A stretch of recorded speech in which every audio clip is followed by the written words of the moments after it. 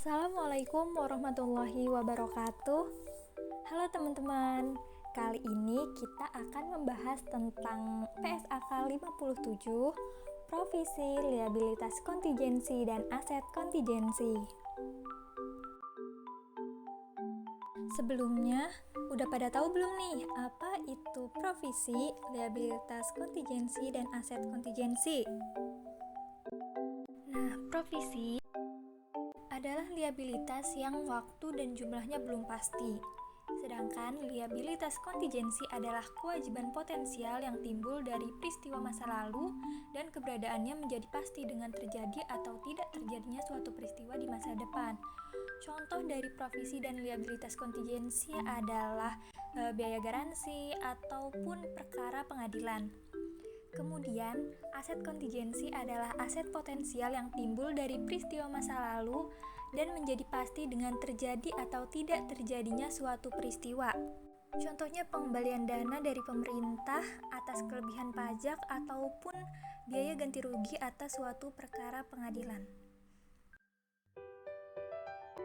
Maka, tujuan dari disusunnya PSAK 57 ini adalah untuk mengatur pengakuan dan pengukuran provisi, liabilitas kontingensi, dan aset kontingensi, serta untuk memastikan bahwa informasi memadai dan diungkapkan dalam catatan atas laporan keuangan. Selanjutnya, ruang lingkup. PSAK 57 diterapkan oleh seluruh entitas dalam akuntansi untuk provisi, liabilitas kontingensi, dan aset kontingensi, kecuali yang timbul dari kontrak eksekutori dan hal lain yang ditentukan. Nah, kontrak eksekutori adalah kontrak yang kedua belah pihak terkaitnya belum melaksanakan kewajibannya atau baru melaksanakan sebagian kewajibannya dengan proporsi yang sama. Selanjutnya, PSAK 57 ini diterapkan untuk instrumen keuangan, termasuk jaminan yang termasuk dalam ruang lingkup PSAK 55 tentang instrumen keuangan. Selanjutnya, jika ada PSAK lain yang mengatur provisi, liabilitas kontingensi, atau aset kontingensi tertentu, maka entitas menerapkan PSAK tersebut. Sebagai contohnya itu kontrak konstruksi yang diatur dalam PSAK 34, pajak penghasilan yang diatur dalam PSAK 46, sewa yang diatur dalam PSAK 30, dan lain sebagainya. Selanjutnya, jumlah yang dicatat sebagai provisi berkaitan dengan pengakuan pendapatan. PSAK 57 ini tidak mengatur tentang pengakuan pendapatan, sehingga pengakuan pendapatan provisi berkaitan dengan PSAK 23 tentang pengakuan pendapatan. Selanjutnya, perbedaan provisi dengan liabilitas lain. Provisi dapat dibedakan dari liabilitas lain seperti utang usaha dan juga akrual, karena pada utang usaha terdapat kepastian mengenai waktu dan jumlah yang dikeluarkan dalam menyelesaikannya, sedangkan pada provisi adanya ketidakpastian mengenai waktu dan jumlah yang dikeluarkan dalam menyelesaikannya. Masuk ke bagian selanjutnya, pengakuan provisi. Kapan sih provisi diakui? Provisi diakui jika yang pertama entitas memiliki kewajiban kini sebagai akibat peristiwa masa lalu. Kemudian penyelesaian kewajiban tersebut mengakibatkan arus keluar sumber daya yang mengandung manfaat ekonomi dan jumlah kewajiban tersebut dapat diestimasikan. Nah, ada beberapa kasus di mana kewajiban kini tidak dapat ditentukan dengan jelas. Maka, jika kemungkinan kewajiban kini ada pada akhir periode pelaporan, perusahaan mengakui provisi. Namun, jika kemungkinan kewajiban kini belum ada pada akhir periode pelaporan, maka perusahaan akan mengungkapkan liabilitas kontingensi. Dari penjelasan tersebut, maka dapat dibedakan antara provisi dengan liabilitas kontingensi. Umumnya, seluruh provisi bersifat kontingensi karena tidak pasti dalam waktu dan jumlahnya. Akan tetapi, dalam pernyataan ini istilah kontingensi digunakan untuk liabilitas dan aset yang tidak diakui karena keberadaannya baru dapat dipastikan dengan terjadi atau tidak terjadinya peristiwa di masa depan. Dan juga digunakan untuk liabilitas yang tidak memenuhi kriteria pengakuan. Maka provisi diakui sebagai liabilitas sedangkan liabilitas kontingensi tidak diakui sebagai liabilitas. Nah, kembali ke pengakuan provisi, peristiwa masa lalu seringkali menyebabkan timbulnya kewajiban kini. Peristiwa yang menyebabkan kewajiban kini disebut dengan peristiwa mengikat. Dalam peristiwa mengikat, entitas tidak mempunyai alternatif selain menyelesaikan kewajiban yang timbul dari peristiwa tersebut.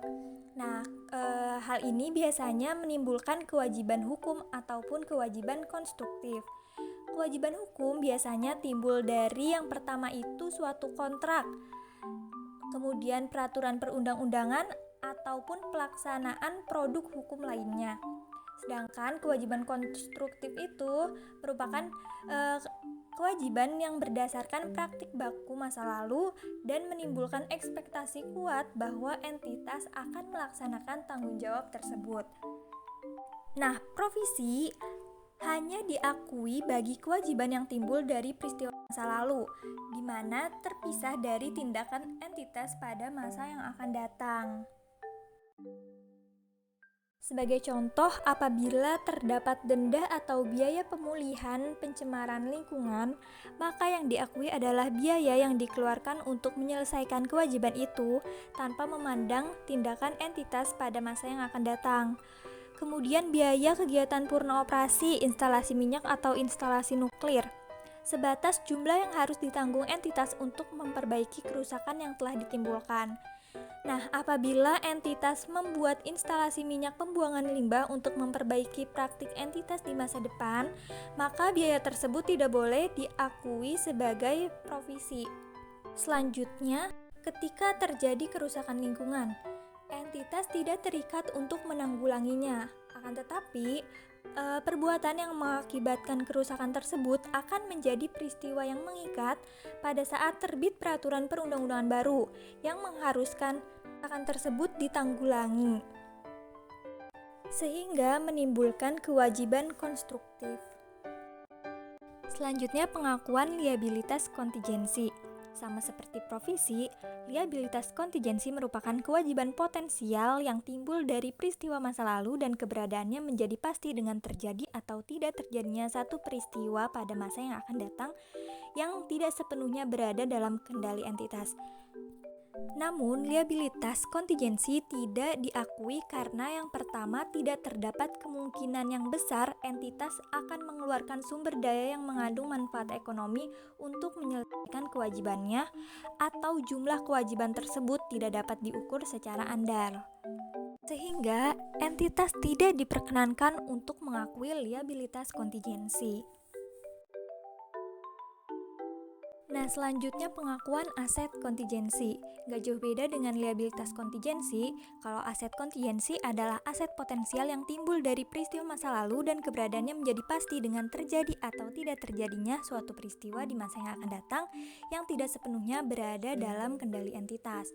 Sama seperti liabilitas kontingensi, entitas tidak diperkenankan untuk mengakui aset kontingensi. Selanjutnya masuk ke bagian pengukuran. Jumlah yang diakui sebagai provisi adalah hasil estimasi terbaik pengeluaran yang diperlukan untuk menyelesaikan kewajiban kini pada akhir periode pelaporan. Penggantian. Ada beberapa kondisi di mana pengeluaran untuk menyelesaikan provisi diganti oleh pihak ketiga. Jika sebagian atau seluruh pengeluaran untuk menyelesaikan provisi diganti oleh pihak ketiga, maka penggantian hanya diakui pada saat timbul keyakinan bahwa penggantian tersebut pasti diterima pada saat entitas menyelesaikan kewajibannya. Yang kedua, penggantian tersebut diakui sebagai aset yang terpisah, kemudian jumlah yang diakui tidak boleh melebihi nilai provisi, dan dalam laporan laba rugi komprehensif, beban yang berkaitan dengan provisi disajikan secara neto setelah dikurangi jumlah yang diakui sebagai penggantiannya. Selanjutnya, perubahan dan penggunaan provisi. Provisi biasanya ditelaah pada setiap akhir periode pelaporan. Jika arus keluar sumber daya kemungkinan besar tidak terjadi, maka provisi tersebut dibatalkan. Kemudian, jika kewajiban estimasi di diskonto, maka nilai tercatatnya kan akan meningkat. Nah, peningkatan ini diakui sebagai biaya pinjaman. Selanjutnya, provisi hanya dapat digunakan untuk pengeluaran yang berhubungan langsung dengan pembentukan provisi tersebut. Selanjutnya, kontrak memberatkan. Ada kalanya entitas terikat dalam suatu kontrak yang memberatkan. Nah, jika entitas terikat dalam suatu kontrak yang memberatkan, maka kewajiban kini menurut kontrak tersebut diukur dan diakui sebagai provisi. Selanjutnya ditunjukkan bagan untuk mempermudah pengambilan keputusan dalam pengakuan provisi.